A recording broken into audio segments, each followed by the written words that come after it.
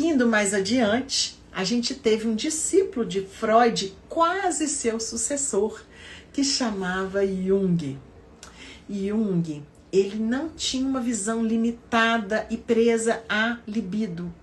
Ou seja, a energia do que movia o corpo não era só sexual. Existia uma energia vital, que era muito mais integrada, como que ele chama assim, energia vital, é uma energia cósmica.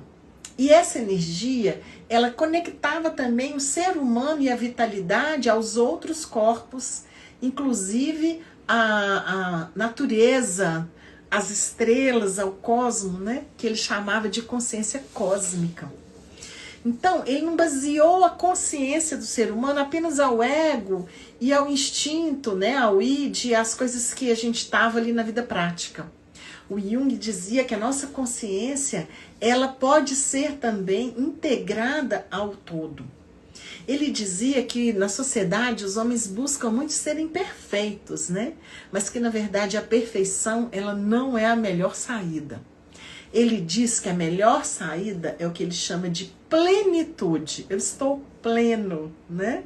Esse estado de plenitude é quase um estado de quando você estava ali dentro da barriga da sua mãe e que tudo estava em paz. Será? Será que quando você estava na barriga da sua mãe sempre era tudo em paz?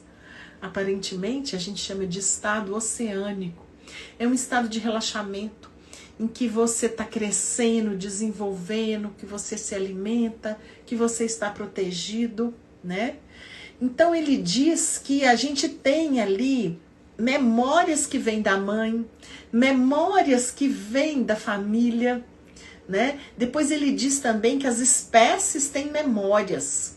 Então, a espécie animal, ela tem um campo também de memória. E ele chamou, então, que a gente não tem só um inconsciente pessoal.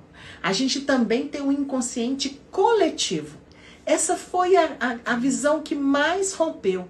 Além da questão da energia sexual, e ele chamou de energia psíquica ou cósmica, ele também dizia que o nosso inconsciente não é só pessoal. O nosso inconsciente traz a conexão com esses outros campos, né? Esses outros campos de consciência. Então ele fala que existe um campo, um oceano de memórias. Então as memórias uterinas são também inconscientes, né? Depois, mais para frente, a psicologia sistêmica que eu trabalho, né? Psicologia familiar, de casal, ela chama também de inconsciente familiar. O inconsciente, voltando a Jung, coletivo de Jung, ele também se transforma através de símbolos.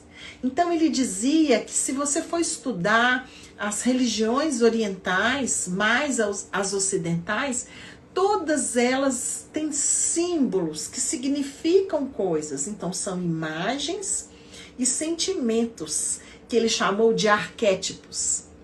Então, os arquétipos, eles são universais. Um arquétipo, por exemplo, é a Trindade. Então, você vê desde lá a triclelis, que é aquele símbolozinho que são 3 arquinhos, né? Celtas, que representam uma trindade. Você tem o Pai, o Filho e o Espírito Santo, né? Então, em vários universos, você tem o símbolo da trindade, né? E existem forças universais que movem e que a gente compartilha enquanto humanidade. Então, os arquétipos é aquilo que nos traz humanidade, que nos situa em qualquer parte do mundo. Tem uma citação de Dalai Lama que fala muito bem, que eu acho lindo. Ele diz o seguinte: um repórter americano foi entrevistar o Dalai Lama e perguntou para ele: Dalai Lama, você não pode pisar lá no Tibete, né? Depois da ocupação chinesa. Você não sente falta de estar com o seu povo, né? Você ali era o mais importante, era a figura como se fosse um presidente para nós aqui no Ocidente. Ele falou: não, eu não sinto falta. E ele falou: por que você não sente falta? Ele falou assim: porque o ser humano é igual em qualquer parte do mundo, né? E todos somos irmãos. Então eu achei assim de uma clareza para identificar como que Jung nos universaliza.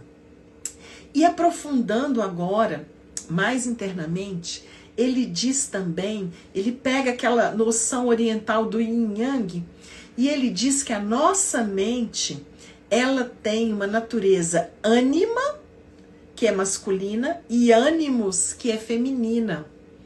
Então, aquilo que a gente expressa como personalidade feminina vai nos caracterizar como feminino.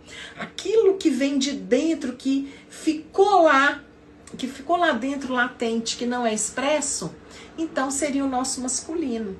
Então, eu, enquanto uma mulher, eu trago meu masculino ânima para dentro do meu inconsciente e manifesto meu ânimos feminino.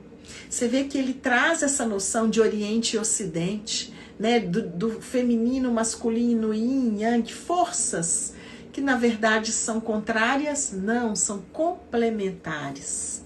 Em vez de buscarmos a nossa alma gêmea como se algo tivéssemos nos partido por inteiro, como dizia Platão, como separados, Jung diz que não. Que o processo de crescimento tem que ser o processo da individuação. O ser humano adulto é aquele que integrou dentro dele não só os dois lados ou duas forças cósmicas, mas também a sua natureza luz, que são as suas qualidades, que são os seus dons, né? Mas também o seu lado sombra, que é como se fossem os seus defeitos, aquilo que você tem como não muito aceitável socialmente, né? Os seus vícios, tudo aquilo que você não gosta. Então, o que seria essa sombra? Como é que a sombra, na verdade, age? A gente tem que ficar o tempo inteiro em estado de alerta, né? Para que a nossa personalidade só mostre a nossa luz. Seria muito bonito, né? Eu vou ficar sempre muito agradável, eu vou ser sempre muito educada.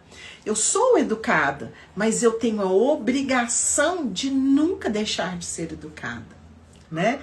Então, a pessoa que quer só ser a luz, ela, na verdade, ela está enfraquecida.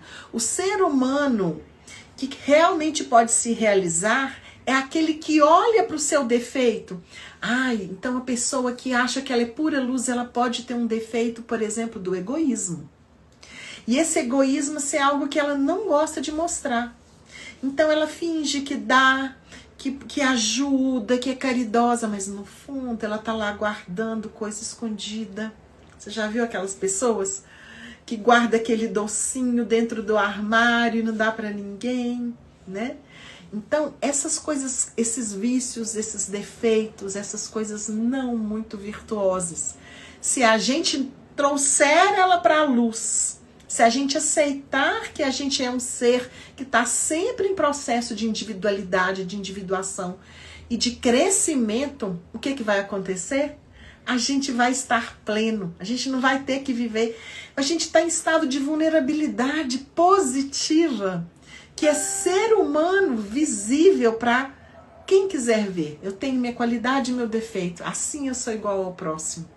E o próximo, e todos somos assim, né? Então a capacidade de ser humano é aquela capacidade de viver em estado de total permissão. Se permitir não estar muito bonito, se permitir não ser uma pessoa muito correta todas as vezes e errar, né? Então, quando o homem busca conscientemente a sua sombra, que ele nega, que está escondido, na astrologia a gente fala que a nossa sombra é a nossa Lilith, ou a nossa casa 12, né?